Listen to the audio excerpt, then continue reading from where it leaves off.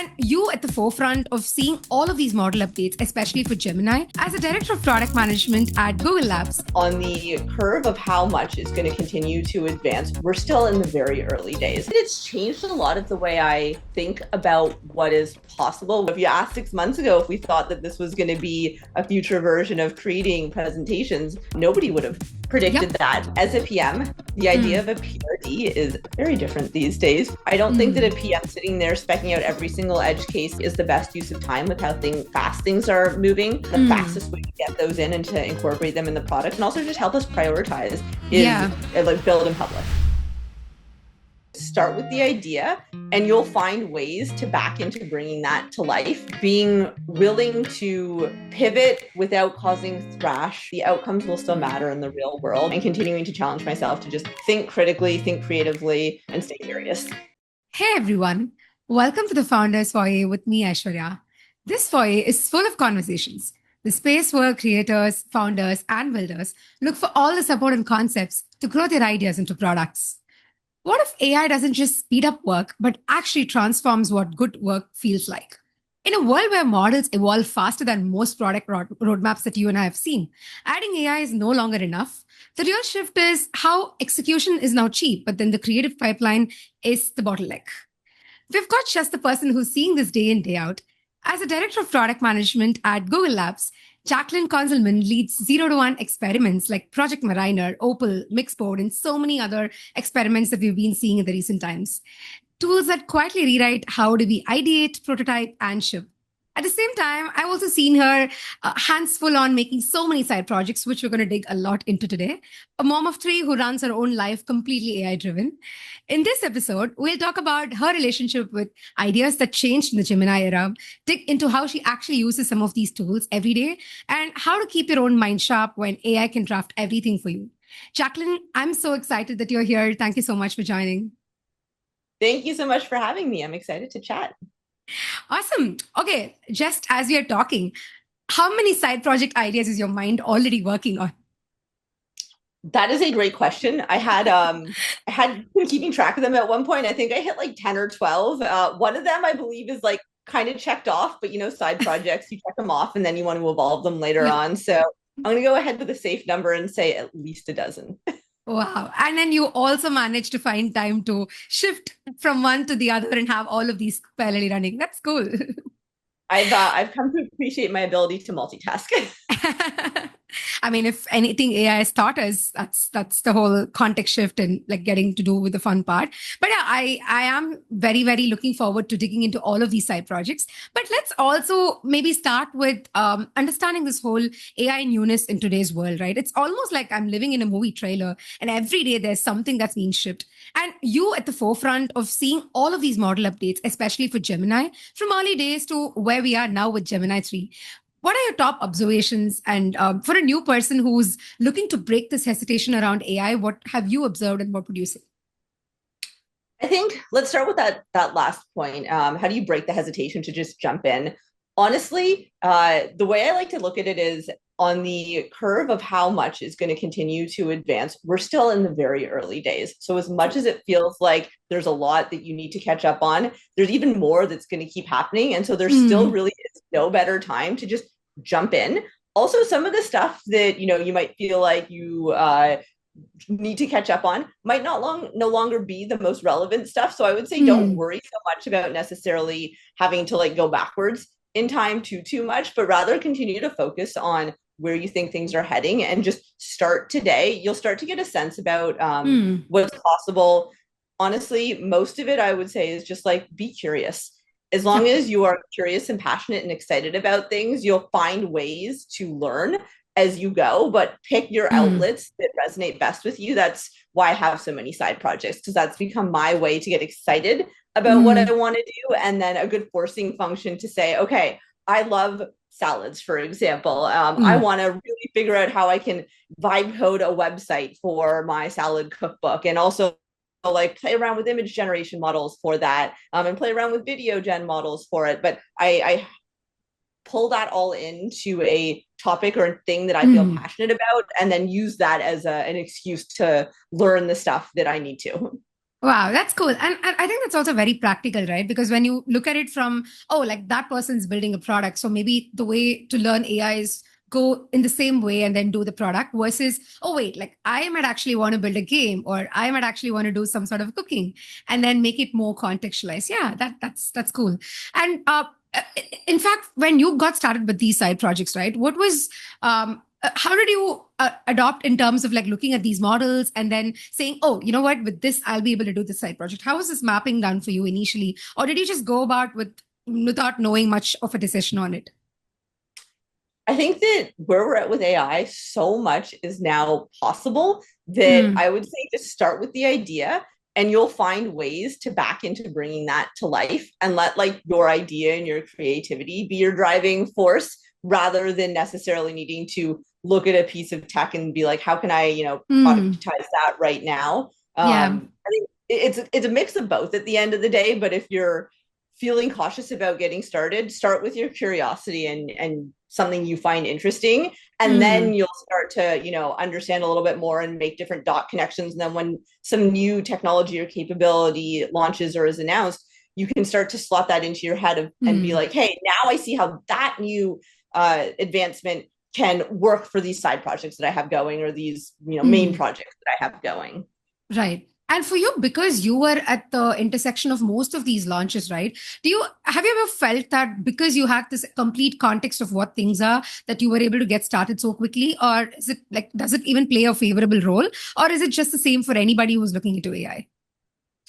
I think I'm fortunate enough that my day job and my passions nicely come together. Yep. But I don't think that somebody who isn't in that position should feel scared of starting. I see Hmm. people that have more time than me that are doing amazing things. And it's also easy for me to say, oh gosh, like I wish I had as much time as this other person.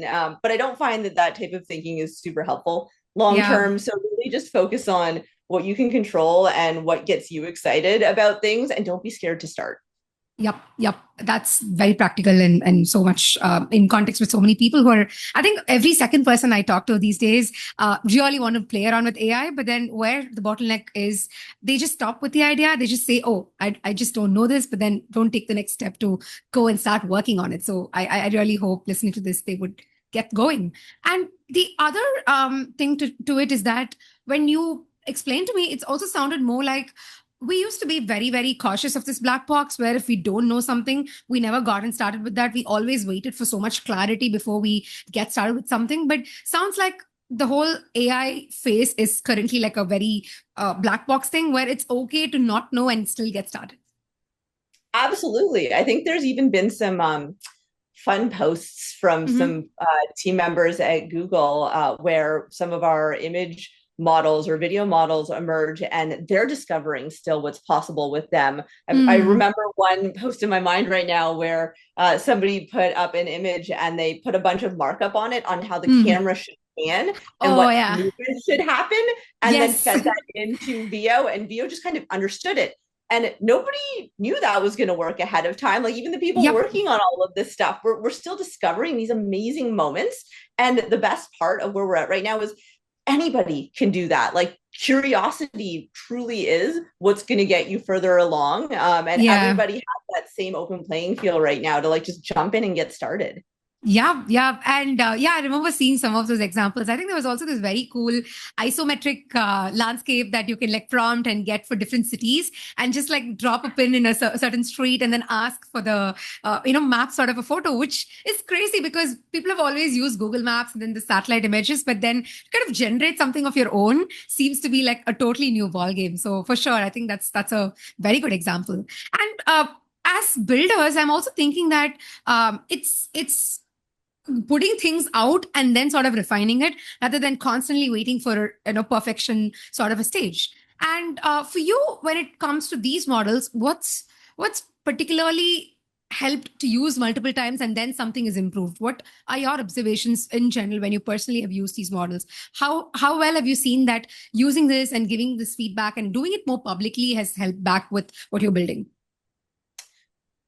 I think that it's changed a lot of the way I think about what is possible, which then translate down into the features that we can Mm. build. I think one of the most interesting launches so far is something that both Mixboard and Notebook LM Yep. have launched, which is, and others now at this point, but is this ability to take a bunch of context and turn that into a presentation, a set of Mm. slides.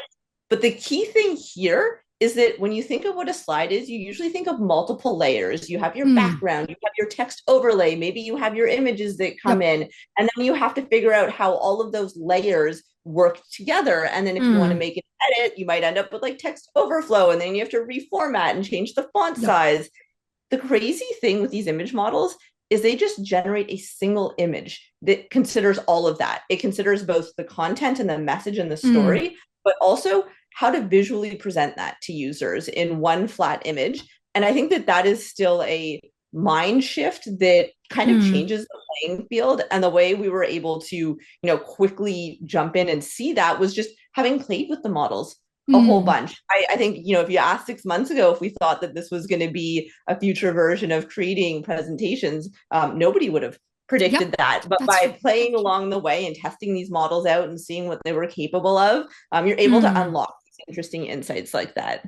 Yeah, yeah, yeah. That's very true. And as a PM yourself, when you're looking back, like you rightly pointed out, 6 months ago to now, what parts have changed in your own building cycle? Because I feel like until about a year ago, every product team across the globe always had this sort of a figured out process when it comes to these cycles, where you do a launch and then you have like a certain set of predictable things that you do around the launch. But now with the speed at which AI is going, it feels like every second day is like a launch day, and then there's so many things that's changing.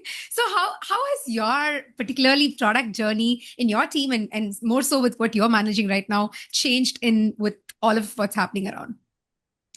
Yeah, I think a few ways off the top of my mind, and I'm sure there's many others.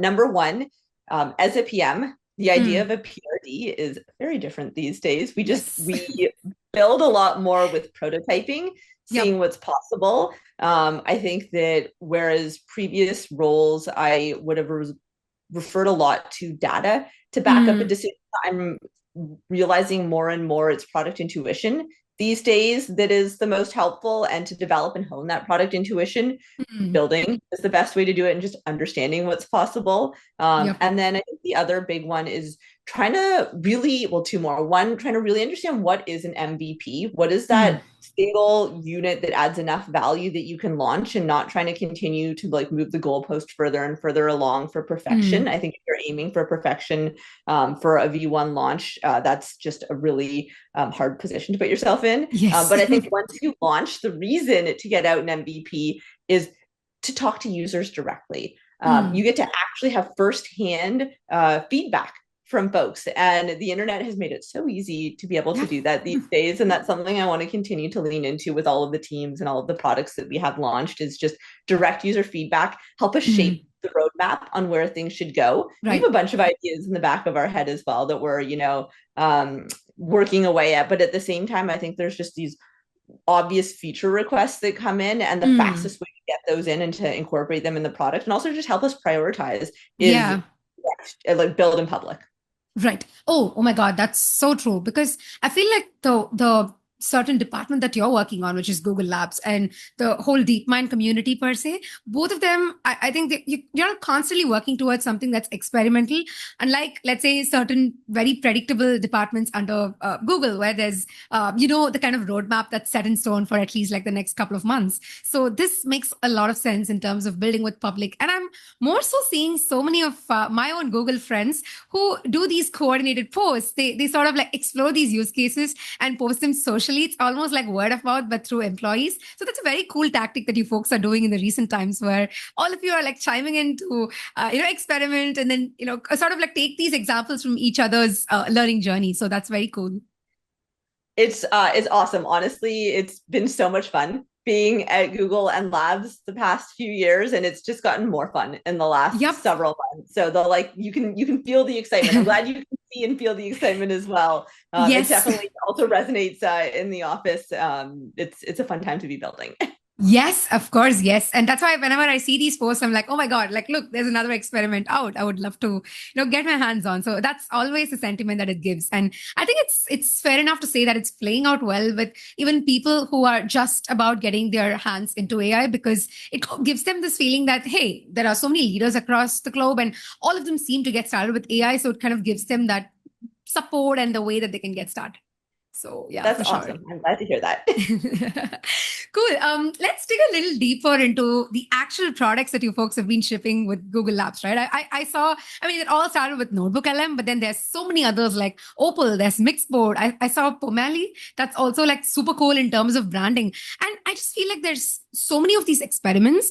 And one thing that is so evident is the speed, of course, because the release cycles are up and quick. But I know that, Jaclyn, you also focus on not just the speed, but then the originality of these ideas. So I'm curious to know what kicks off an idea like this within your team. Like, who comes up with these ideas, or like, how do you do this ideation? And how do you ensure that there's so much creative thinking involved in all of the products that you're building? So, where does a good idea come from? I've been asked that a bunch. I think the reality is there isn't a single answer to give on that front. We've experimented with various ways, but I think at the end of the day, just being around a lot of people that are creative, that have good product intuition, that are naturally curious, and that want to be building, ideas tend to bubble up and you just try them out. And sometimes as you're prototyping or as you're experimenting with something, it feels different. Something sticks. Something feels like, oh, there's something there. And so you continue digging a little bit longer. Other times you realize, hey, this seemed cool. Maybe the models aren't ready yet. Maybe users aren't ready for this new workflow or idea yet. Or, oh, actually, that wasn't as interesting as we thought it was as we started building and prototyping. So I think that ideas are kind of naturally harvested by just giving people the freedom to think creatively and supporting that process and supporting that type of that frame of mind, and then having a good sort of life cycle mapped out on how long do you want to invest in an idea before you either pivot or you go back to what we call a dig site within Google Labs. And if the dig site proves interesting enough, you kind of keep going, you create experiments. Nice, why we launch in public so that we can get feedback externally as well. And then things will continue to evolve if they continue to resonate with users. Notebook LM being a great example of something that is continuing to resonate with users and has just organically grown from the very early days. Yeah, of course. And I think the build in public was so suitable for Notebook LM, because I remember how folks used to use and give a lot of feedback online. And then there was everybody. I was earlier chatting with Riza on the podcast as well. And she mentioned how so many of her early day memories is all about like working on these feedback and then really fine tuning the way that the product can be let out to people. So yeah, makes so much sense. And like when you look at the cool experiments that I'm seeing in the recent times are the Pomeli, there's Opal, there's Mixboard. And I see that Mixboard was a good example of do something very minimally at first, like an MVP that you said, and then keep building on top. So maybe like let's zero in on one example, like a Mixboard. How much did, when you worked on Mixboard, for example, like at what part did you feel like that's ready to be launched out? And then what was the follow-up feedback from folks, and how did the release cycle really look like after that? Because someone who's listening to this would really love to understand how these AI cycles work, right? Especially if it's an AI native product. Yeah, absolutely. Why don't I actually take us into Mixboard and we can kind of talk through the product, and then I can also mention a little bit of the evolution.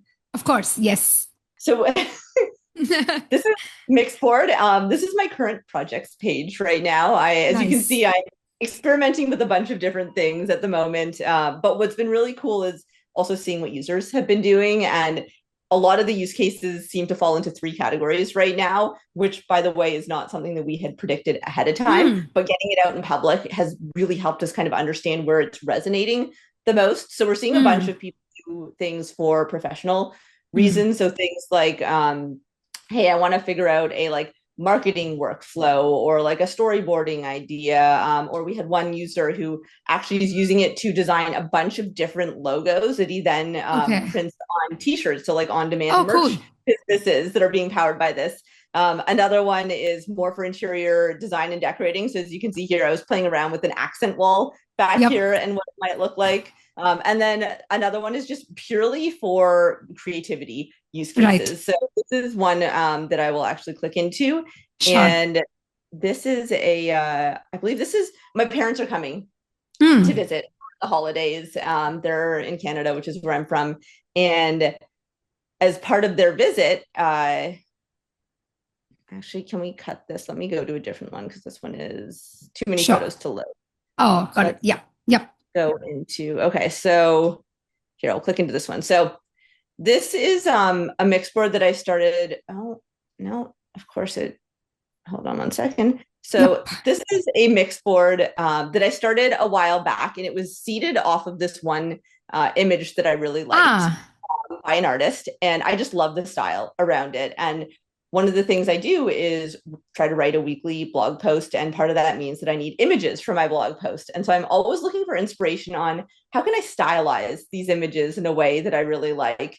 And so I started playing around in Mixboard with, using this style and then just prompting for different types of accomplishments. So this is somebody finishing a hike. This is somebody surfing Nice. a huge wave. This is somebody climbing a mountain. But Mixboard became this really easy way to just kind of explore how to apply different styles across a variety of different images. And when we first got started with Mixboard, we always knew we wanted it to just be a multimodal canvas. We knew Right. that as models came out and they would be capable of new modalities, wouldn't it be interesting to just see what people were remixing and creating and trying out with those? And there really wasn't an open-ended canvas to quickly and easily do that. So that was Yep. kind of the impetus behind Mixboard initially. And we started playing around with different things like, well, could you link multiple things together? What would it mean if you had a prompt here that linked here that also like had a trickle down effect here? Spoiler alert, none of that ended up actually making sense. And as we were building it, we were like, oh, this Right. isn't working the way we thought. So it was a good moment of like, all right, we had to build it and like start playing around with it and do some user Yeah. research to realize that wasn't where the product journey was going.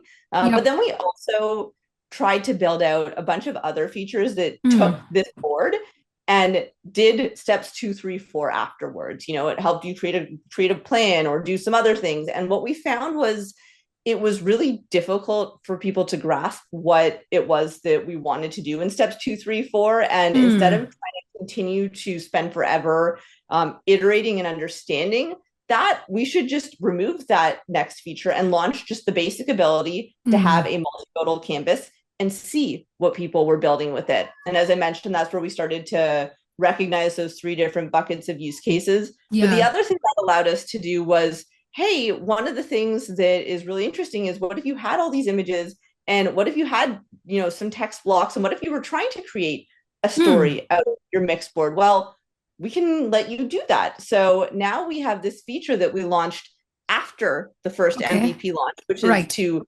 transform your mix board into a presentation.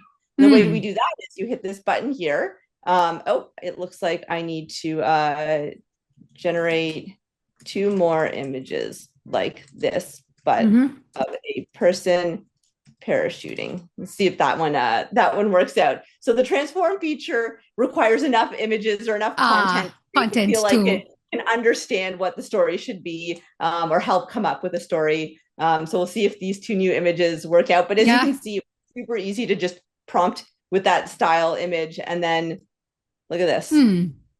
Cool.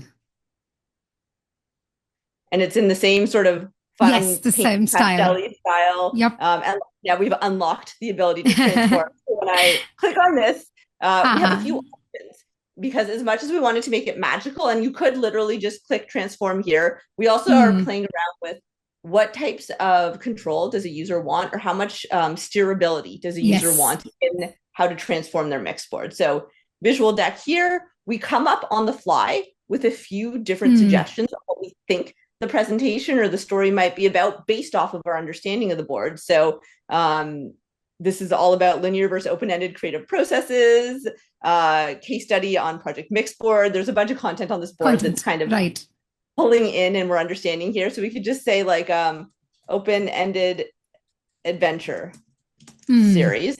And then we also dynamically generate a few different art styles that we think might apply. So you can pick any of these, or you can do a custom style. So maybe we'll do a custom style, which is oil painting art. Nice. Now I'll hit transform, and it'll take a little bit of time to actually turn that into Yes. a presentation. But this is a great example of the first version that we launched did not have this functionality. We Right. actually had played around a bunch with what would this next step be, and decided to remove that and just launch an MVP. And then we let Mm. both what users were doing guide us, but also a Right. realization that with Nano Banana Pro, something like Mm. this was now possible. And it wasn't possible Yes. when we launched the Before. MVP. Yes. Yes. So as you can see, it's this like combo of user need and understanding and building in public and getting feedback, but also as these models become Yeah. more, they unlock new capabilities. And that's been the evolution so far of Mixboard. And it's still very early days in this one. So Yes. expect a lot more in 2026 from this product. But we were able to get something Absolutely. out fast, and that's helped kind of determine the roadmap. Absolutely. Thank you so much for walking us through this whole setup. This is cool. And for me, two things stood out as you spoke. One definitely is the fact that even what we call as PRDs or whatever name that we want to give to a certain construct that we start with, it almost feels like when you play around with AI, PRDs are very dynamic in the sense it's not just the prototypes, but even knowing that, oh, like if I build this, there's so many other capabilities that it can unlock actually comes only with building. Because I think in the previous decade, it was like PMs were really measured in terms of, oh, like how specific can you get in these PRDs? Do you have all these edge cases covered? Do you have that? Do you have this? There's so many questions that come out of it. But now I feel like people are just tuning themselves into this uncertain times where every second experiment you do leads to 10 other possibilities. And now I think good judgment plays a role where you say, oh, like, is this really necessary? Then, okay, I'll go include that. So it sounds more like that to me right now, the way that the whole product building in itself has transformed. Agree. And I want to actually kind of double click on one of the things you said, because this has been another important realization for me leading Mm-hmm. products now, which is you're right. I spent so long figuring out edge cases years ago when I was first getting started as a PM, and I almost prided myself on being able to figure out Yes. all of those edge cases. Nowadays, one thing I really try to do is empower the entire team to Mm. make product decisions. I don't think that a Mm. PM sitting there specking out every single edge case and how every minute detail should work is the best use of time with how fast things are moving. I think that I would rather have our engineers and our UXers also help with those, make best guesses. It's more important to be able to move fast than it Mm. is usually to make sure that the setting 3 clicks in is, dynamically expanded Yeah. because the user had it expanded last time they were in that setting, for example. And so the level of like fidelity on decisions for really Mm. small, tiny edge cases that I used to spec in my early days as a PM, those are all Mm. just now like use your best judgment, just get it built, and like we can figure out, did it feel right? Did it feel a little wrong? One thing Mm. that we've been playing around with as an exact example is when you exit from Mixboard and you click back into this, should Mm-hmm. you appear on the exact same frame that the Yeah. user was on before, or should you zoom out to the entire Yep. board? And decisions like that, I'm like, just pick one. It's Yeah. honestly like not going to make or break the product at this point. You can just go with whatever was easiest, and like let's move on to the next big rock that we should uncover. Yeah. Oh my God, that is so contextual because in my couple of previous stints that I was building products, I built a visual collaboration editor. So exactly mean what you just said, which is like, oh, when someone clicks, should I load the mini map or should I just basically like zoom into that spot or should I just like zoom out and tell them, oh my God, like you have so many content right in the board. So what used to be a thing of, and like you rightly pointed out, it almost used to feel like you take pride in that. But now I'm like, you know what? Let's just go ahead. Let's just play around. I mean, let's just make a decision there quickly and then just move on because there's so many other things to discover. So yeah, this is spot on. I can like totally relate to that. And Jaclyn, one more thing, maybe I would love to understand your views on that. Is even now when we are looking at a few of these combinations and trying out these prompts, the fact that human minds are okay with that weight because I remember that in the initial days of AI, with prompting and with anything that was very chat led, people were very impatient, right? Like we were constantly looking out for, oh, like as soon as I drop something, I need an answer, or as soon as I put something, I just want a certain state to load. But I feel like just exactly how you tried now on Mixboard, I've tried the same thing inside Notebook LM. I patiently waited for like 10 minutes for a beautiful slide deck to be generated. So do you think this also has an impact in the human mindset and product in some ways? The fact that we are okay with models to take that time to be able to generate something versus, let's say, the fast loads that we always got before. I think you're still going to expect both really responsive, quick, exchanges, as well as being okay to wait for things. And I think that that just goes back to human nature as well. Mm, If I'm asking a basic question, I want a quick response.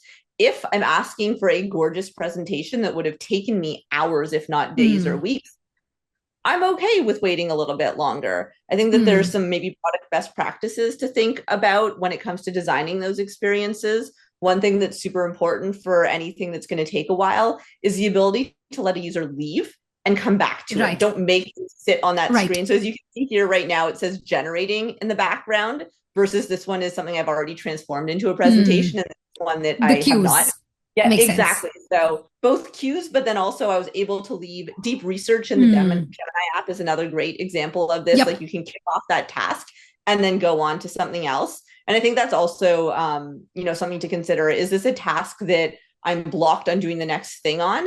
If Mm. so, then what type of user expectations come with that? Mm. Versus I'm okay to wait on this, presentation generation and move on to something else, or I'm Mm. okay to wait on this deep research thing and move on to another task is a very different mindset than simply asking what are some good restaurants nearby that I could go to for Mexican food, for example. If Yeah. I'm waiting 20 minutes for that, probably Yeah. not an experience. Yeah, yeah, that's so true. And like in terms of this, as you are at the forefront of a model creator's seat, right? Is this something that is taken as a consideration into the model advancements in itself, or is it something that, let's say, at an application layer, you kind of decide, oh, for something like a slide deck, it's okay to take a couple of minutes, versus a chat, it's okay to actually give an instant response. Does the model play a role here, or is it just the application layer? I think they both play a role, and I think you're starting to see models that are also able to kind of adjust how long they should take. But another kind of important note here is this ability to go from a Mixboard or Mm. your notebook to a full-on presentation is more than just a single model call. It's a Mm. whole system behind the scenes that's doing this work. And so that's the other thing to think about is how are you designing that system? Mm. One thing that I would love to play around with and dig into a little bit more even is you saw the flow right now. You have a Yep. mix board and Yep. you entered a few different things and then we just Mm-hmm. run with it.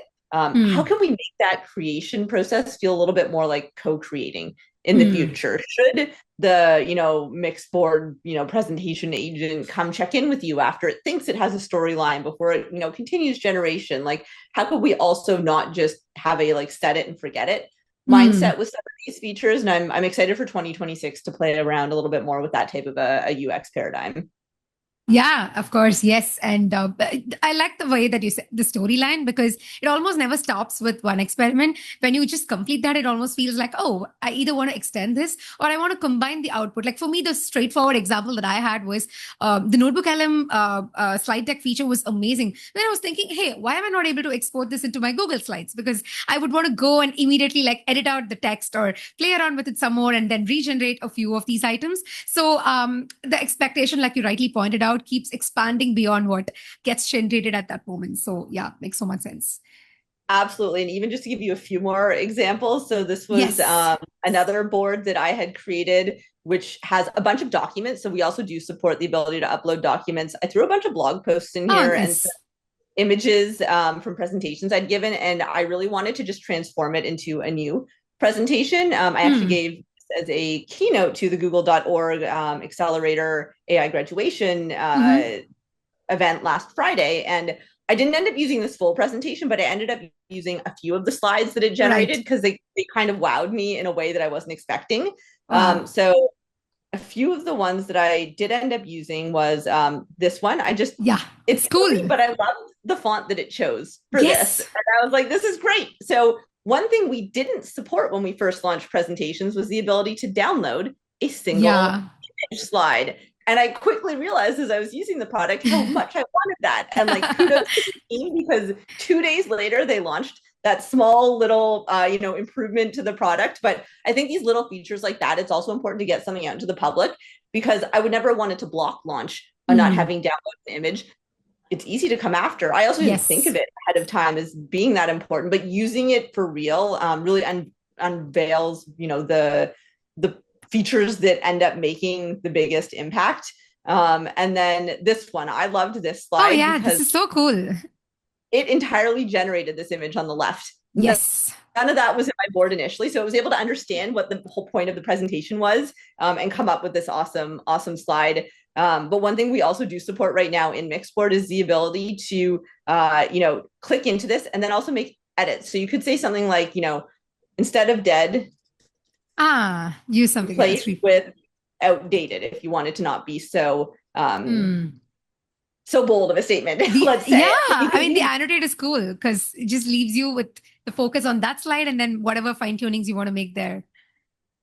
Yeah, exactly. So we do support some basic edits as well right now, but even that, like, there's so much more that we could go into. And as you can see here, yes, still a few little hiccups, so we can always easily go and undo and then try again if something doesn't work out quite right. But I do like the way it says the template is dead, so I'm going to keep that one as is. No, definitely gives more room to expand on things and amplify the changes that you're seeing. And this brings me to even understanding that to be able to do something like this, to be able to literally combine, like you pointed out, several documents, several references, and all of this, I feel like the creativity part is up notch here, because for someone who is perhaps not expanding their creative mode on, it's kind of hard to figure out use cases these days. And as much as velocity is necessary, I guess the original thinking of, okay, like how would I creatively use this today is necessary too. What do you have to add to that, Jaclyn? Like, what are you seeing in terms of how can someone get more creative when AI is also advancing at the same parallel space? Yeah, absolutely. I think if anything, AI advancing is fuel to help people become even more creative. I'm now able to create things that I never would have been able to do if I didn't have AI as a tool at my disposal. Another, experiment that we launched this year that I absolutely love is Opal. I actually, funny enough, just generated this custom storybook with my daughter this morning after she woke up and had breakfast before she had to go to school. Just 3 quick pages. She really wanted it to be about a dragon based on a cloud. But the way it was created was, if you look here, I had built this custom storybook Opal, and all it does is, this is the behind the scenes, like how it works, but you hit start, it asks you for the main character. So in this case, we said Cloud Dragon, because that's what she wanted. Where does the story take place? She wanted magical forest, but you could say anything. And then it said upload a picture. Usually the character would be one of my kids, so I could upload a picture of them. Because I went off script and decided a cloud dragon, I simply generated an image of a cloud dragon in the Gemini app, downloaded it and uploaded it here. And what you saw was the final output. And the cool thing about Opals are, we have an entire gallery that you can use as inspiration. So if you're trying to figure out like what can I build with AI? What's possible? Like, how can I get more creative? Here's a whole bunch of places to start. I think you're seeing remix as a very common pattern these days, to be able to take someone's idea and just augment it a little bit and make it kind of your own. And when it comes to how to use it, yes, creativity and open-endedness is fun. And you saw the like custom storybook generator, but one of my personal favorite ones is actually my blog post writer, which takes a raw transcript. As I mentioned, I do try to write, but the way I do it these days is I take a voice recording of the post that I want to write. And now I can simply say, all right, upload from my device. I just actually downloaded or took a voice memo this morning. So I'll upload it here, hit play, and behind the scenes, it's actually going to craft a first version of the post. And then these are some different art styles, going back to the whole, like in Mixboard, sometimes I play around with the different art styles. I want an image to look. These are 3 that I just dropped in here. So it's going to pick one of the styles and actually generate a first image for me for what that blog post image could be. I can then download it. I can throw it to Mixboard and iterate on it a whole bunch if I didn't love the first thing it gave me, but at least this gave me a place to start on what the image should be associated with the post. And the cool thing here also is the post itself is actually going to be sent directly to a Google Doc.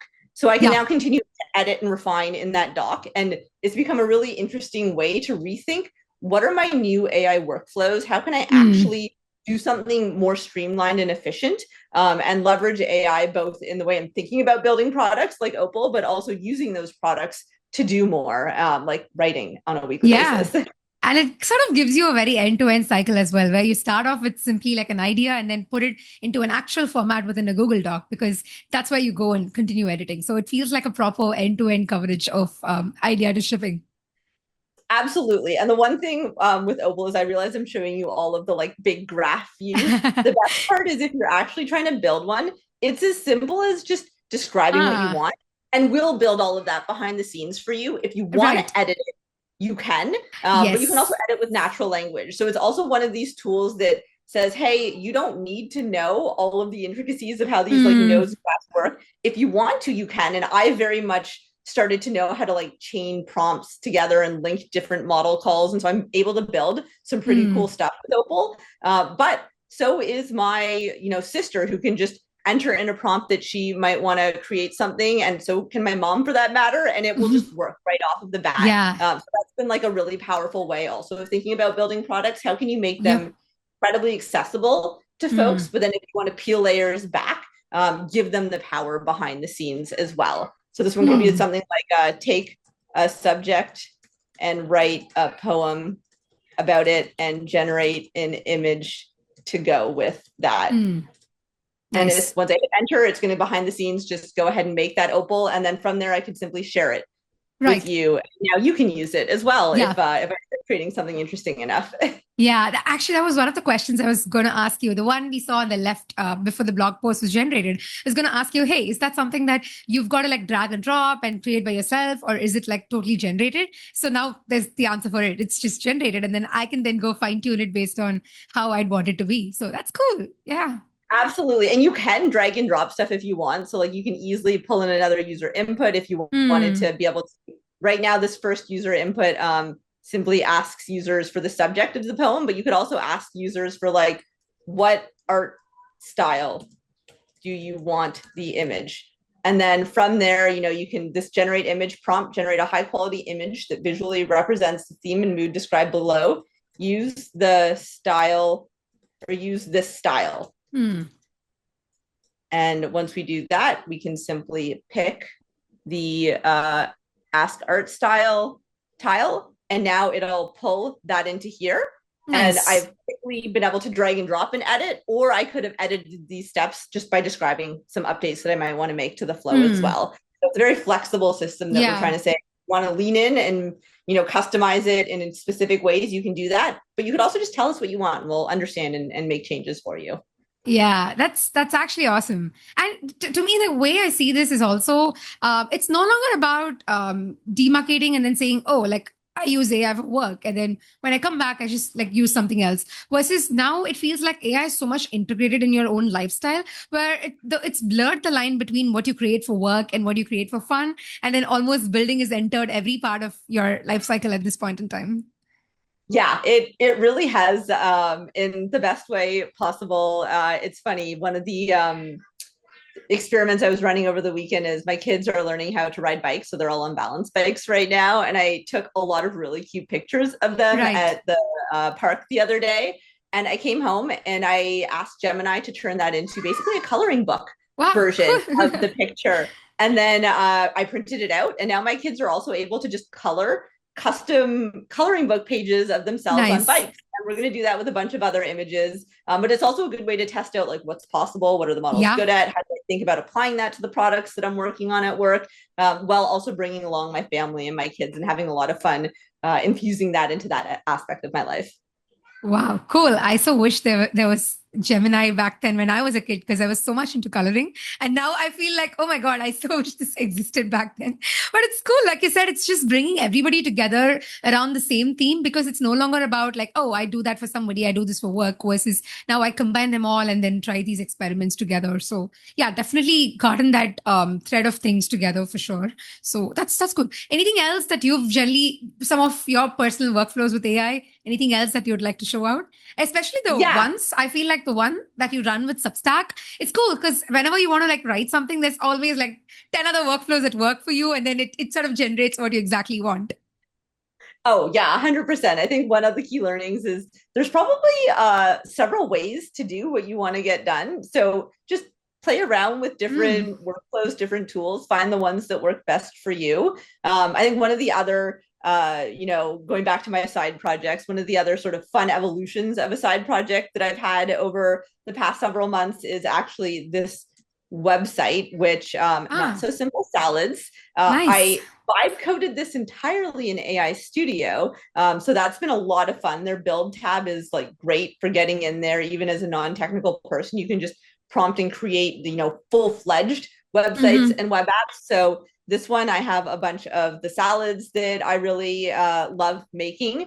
All of these images are AI generated, and this has been like a labor of love of playing around with our image gen models to get the quality and fidelity that I really like, along with the accuracy of all of the different ingredients. But the reason I love this project right now is because I kept promising my sister that I would write down all of the recipes and give her a cookbook.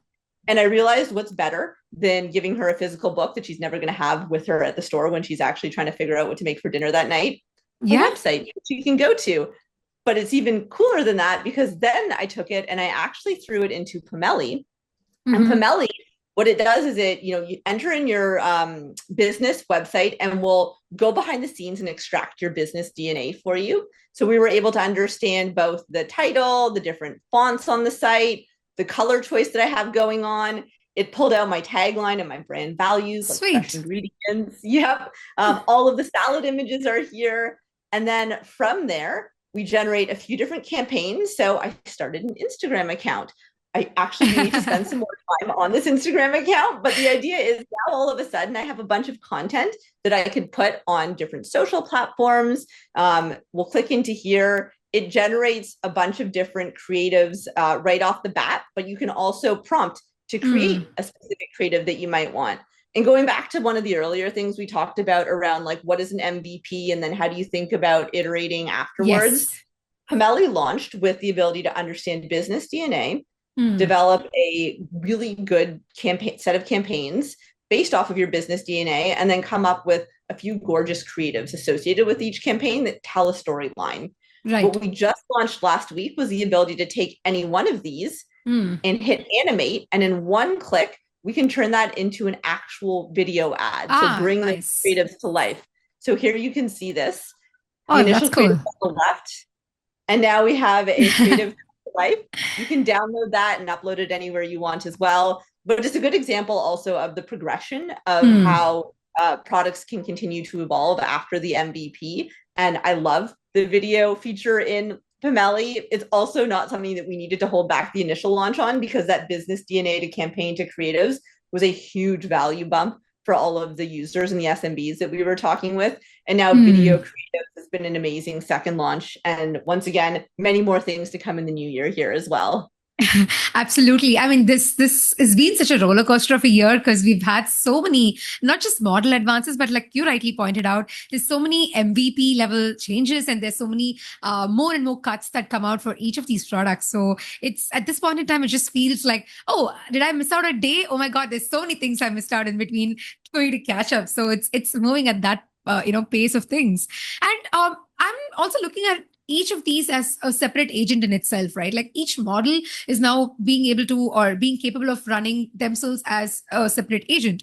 So if you had to like look today, we always look behind and then today, but if you have to look forward, what's on your mind as someone who's building this at the forefront? How do you think the timeline for the future is going to look like, especially with all of these multimodal agents working together? Is there some sort of a prediction, or is there some sort of a thought you've been thinking about? That is a big question. I was reflecting on that this morning. We'll see how my blog post turns out. That's actually a lot of the thoughts that I was recording this morning. Oh, cool. I honestly think that just the pace is going to continue to accelerate. I think more than anything, being willing to pivot without causing thrash, being able to just launch and get feedback early, being able to revisit assumptions that you had made before, because if it wasn't possible before, it might now be possible, but also revisit things you'd launched previously and ask yourself, is there a better way to do that now? And then deciding, is it worth the switching cost to move over to that better way, or should you be building the next feature that's unlocked? I think it's just, at the end of the day, the best advice I have is to continue to be flexible and know that things are going to continue to get better and more advanced, but both be flexible and listen to your users. I think that if you're doing both of those, then that's going to be the best path to continue to build great things in light of all of the new capabilities and new advancements that are going to continue to come down. Yeah, and it's so nice to hear that we're still going back to the fundamentals, right, of product building, where we think that with AI, a lot of these things strip off whatever possibilities have been happening. But it again comes down to what exactly are you solving and who are you solving it for. That part still remains like the crux. And as much as you're doing that, then it means that you're moving towards the right direction. Absolutely. Listen to your users, all else will follow. Yeah. That's so true. And as we're discussing of this, I remember reading one of your Substack posts on Derek Thompson's article, right, which said you've got 18 months. And for me, the title was very interesting. So I also went on to read that. And what actually surprised me was how it's from a human perspective, it almost feels like I'm using AI as a thought partner. That's great. But there's also this fear about, oh, like I'm going to stop using my own brain. I'm just going to depend on AI for everything. And that is getting more amplified as a fear right now that I'm seeing people talk about, where they say, oh, like I used to read tons of books earlier, but now I have zero time. All my attention's like spread out. And same thing with writing. Folks used to write a lot, and now they're saying that, oh, I use AI for writing. So what is this balance that you think in terms of using our own thinking, our own brains, as opposed to how things get very easy with AI and so easy for us to lose what comes to us originally? I think that as things get easier with AI, my hope is that we're able to use it more as a tool to do bigger, harder, more complex, crazier, more creative things. I think the best example I have, or the best analogy I have, is a calculator. People were super worried when calculators first came out. I still teach my kids basic math right now. I still want them to learn the skill, but I also am going to be supportive when they use calculators to help them get things done. I still do a lot of basic math in my head, but I'm not going to spend forever trying to work out a formula at this point in my life. But I think trying to figure out how can we take the lessons we've learned from the past on technical advancements like that, even computers for that matter, and then think about what does that mean in the age of AI. Sure, you can use it to summarize different notes from books, but great, what does that enable? Well, you should still try to sit and understand it and then have a thoughtful conversation with somebody. Right. How do you apply that knowledge? I think a lot of it will be around, if AI can help you synthesize things faster, well, you still want to be able to apply it. The outcomes will still matter in the real world. And how can you also constantly be checking in with yourself and asking yourself, am I learning? Am I staying curious? I try to have conversations with my friends and my family constantly around all of this stuff. Not just the stuff, but like around life. And, a lot of it is, AI helped me figure out something. And now I can talk about even painting my basement wall, as I mentioned. That's one of the use cases. And like AI is helping me envision multiple different versions of it. What I had to do in the old days, 3 years ago, I have one wall in my house that's been painted 5 times because I didn't quite love the color every single time. So I would love to get down to, maybe just painting it once, but using tools to enhance the real world and that we're living in, and continuing to challenge myself to just think critically, think creatively, and stay curious. Yeah, I think the curious part is what's resonating the most with whatever we've been chatting, right? Because if you're not open to exploring this, and I feel like it's just, you don't have to be in tech to be curious in the first place. Because like you rightly pointed out in terms of the wall painting, just last week, I was chatting with my mom and then there was this little dirt on the wall and I was telling her, why the hell is this not going? And we've been trying to clean this for a long time. And the next day it was gone. And I asked her, like, what did you do? And she's like, yeah, I just asked Gemini, I just sent the photo, asked Gemini what to do with it, and then it gave me an answer. I was like, holy shit, the entire household now runs with AI. So it's almost like my grandma, my brothers, my mom, everybody in the family now gets excited with AI. So I kind of feel that it's not just that when you've got to be in tech is when you use AI. I feel like even folks who are not exposed to tech day in, day out, then it gives them this chance to be able to think very, very differently and also stay curious, like you mentioned. Agree. And I think one thing also that's been really interesting in this AI wave is, unlike most technology where you feel like you have to learn it, you can just ask AI to help you figure stuff out. Yes. Like it is a piece of technology that can also help you learn what it's Yeah. capable of. And that's a really interesting way to think about it too. It means Yeah. that I never get blocked on anything. If I ever feel stuck, I Yeah. can just use it as my brainstorm partner, and it's wonderful. Yep. And there's no shame, or there's no in terms of saying, oh, I don't know this. In fact, I think that's the best way to get started with AI, is to say, yeah, I don't know, and now is when I get started. So yeah, Yeah. that's totally true. And one of the last segments, Jaclyn, that I would love to pick your brain on is, we earlier spoke in the conversation about the judgment and how you're enabling everybody on the product team to be able to take these calls when it comes to decisions or ideas and brainstorming and all of these. So as I think about more and more experiments that, let's say, comes from Google or comes from any sort of a startup, how do you see these roles all merging together, or how do you see people co-working together, especially now that AI is also a teammate in the team? So how is this quotient, you think, would be playing out in the times to come in terms of ideas and literally shipping something from scratch? I think that I love teams that have high agency.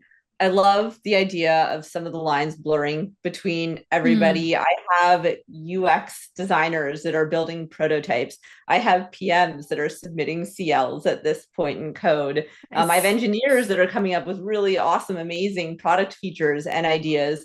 So I think that the more we can kind of create that ability for people to just think about the product and what we're building cohesively, the barrier for technical skills is definitely starting to come down. And, I also am, vibe prototyping different ideas. Mm, I think the other interesting part is these prototypes are a great way to show off the idea that you have in your head that yeah. writing just sometimes kind of misses the nuance of. Mm, So I think that as long as everybody's continuing to just try out many different things, then yeah, I very much I'm loving the shift I'm seeing towards like this move fast, have agency, PMs coming up with prototypes, UXers prototyping, everybody kind of blurring the lines between mm.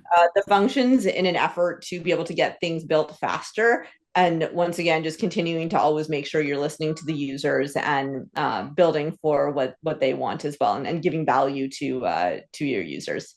Yeah, that's very true. And personally, I think I'm also excited by the fact that there's no longer going to be a very linear sort of a role structure that's going to be there in teams, because I've always personally believed in that non-linearity, the fact that you can go ahead, learn these skills. So I feel like it's nice to see that come across with different leaders across the globe as well, like you. And it's nice to see that once all of you folks adopted it, I'm sure it's going to get and seep through the different company teams, right? So I'm pretty excited for that change that AI could bring through in all modern companies. Awesome. Looking That's forward to it. It's going to be a fun 2026. for sure. I think it's been a wild ride, I think, for us since the last year. So I can't wait for 2026 to roll out and have like a lot more fun with whatever updates come through, right? So that's cool. And whatever we did in the past, like we always say, thinking comes with writing. So now I feel like thinking comes with building. So much comfortable in terms of like building through and then going and changing what you could do with that. So yeah, looking back at our conversation, that's what it feels like, with so much energy into building. Cool. Awesome. I love it. One of the last questions here that I leave you with is, I know you're a huge coffee table book fan, and that's one of your side projects. I know that. So you're also prepping up a product coffee table playbook. So tell us, what would be your top product or building phrases from that if someone's just going to sift through it? I'm just going to come and say, hey, can you give that book to me? What would you write in that? Good question. You prompted me to actually pull up where I had left off, and I'm only 13 pages into these like short, succinct phrases. But actually, let me pull it up right now because Yep. I want your opinion on something. Ah, Um, nice. okay, all right. So I've been playing around with it in here. These are some of the phrases that I have right now. Mm-hmm. So don't let perfect be the enemy of accomplished. So often I find that people feel like they need to strive for perfection. And in the age of AI, I don't think that that's quite the right framing Mm, to think about building products. Really like hone in on like, what is that MVP that you can launch? How can you almost build for failure in the product itself? But the same yeah. way people aren't perfect, like would an AI need a product feel like? And I think there's ways you can build that in. Also embrace progress over perfection, this idea of like get that MVP launched and then you can continue to hone and iterate it as a result of that. This is a big one. Don't let the fear of mistakes stop you from starting. Yeah. I think it goes hand in hand with a lot of the stuff we've been talking about, which is it can feel intimidating to get started. Yeah. But I think perfect segue into like you gotta start somewhere. Yeah. The second you kind of like try to take away the fear of starting, the faster you'll be able to actually make progress. But my question to you is, as I've been having fun kind of designing out one of the things that I keep coming back to, should I keep it to just the short sayings and pretty visuals, or should I have a little bit more of an explanation on the back of the page on exactly what the sayings mean? I actually feel that the shorter lines sort of give people the space to think by themselves, because it's almost like these affirmation cards sort of a concept, right? Where it leaves me with a thought and then I sit and mull over with it and then I sort of like try to make some meaning with it. So the way I see it is that, yeah, like this short, pithy sentence leaves me with so much room to go explore. So I kind of feel like this is cool to start with. And of course, the coordinated visual gives me the right time. And perhaps what I would think after every point, there could be a point of reflection for the user or for someone who sees it. So that'll be, I think, a good combination where I can read this and then use like almost I'm thinking the way I would use it is open the book, open to a random page, read that and almost take 10 minutes to sit back and think, nice. How have I adopted this? Or what's my thought really on this? So yeah, that's what my head went into. I love it. I think that was my original intention as well. And then I've been trying to figure out if that is enough. So thank you. You were the first person I've spoken to and asked that question. I'm so glad. Feels so happy. Thank you. Thank you for showing this to me. And folks, like, I can't wait for folks to discover this as soon as you finish. So yeah, going to be that first fan of your coffee table book. I love it. All right. I'm hoping I'll have some downtime over the holidays to invest more time into these side projects. Oh, yeah. The best time to build. But yeah, Jaclyn, thank you so much. This was such a fun ride. I can't believe there's like 1 hour just gone past us, because it's so much fun looking at those experiments. And what I could resonate so much is the way that you kind of glide from one project to the other, mostly from the sense of curiosity and not really from a very obligatory perspective, which I think is very important for most people who talk to me these days, who ask questions around AI. I feel like everybody wants to have this sort of give me the go-to answer, or give me this one sort of a rigid thing that I can go try. But what I love about your process is there's so much room to explore. And for somebody who's listening to this, they can find their own ways to explore rather than following someone else's path, or like literally trying to, follow a set of guidelines or anything like that. So really appreciate you sharing all of this with us. And I had so much fun once again. Thank you. I had a blast as well. It was great chatting. I hope you have a wonderful holiday season. Yes, you too. And hopefully the ones listening to this will also have like a good holiday season. Let's go build children. Let's just focus on that. Yeah, 2026. It's going to be big.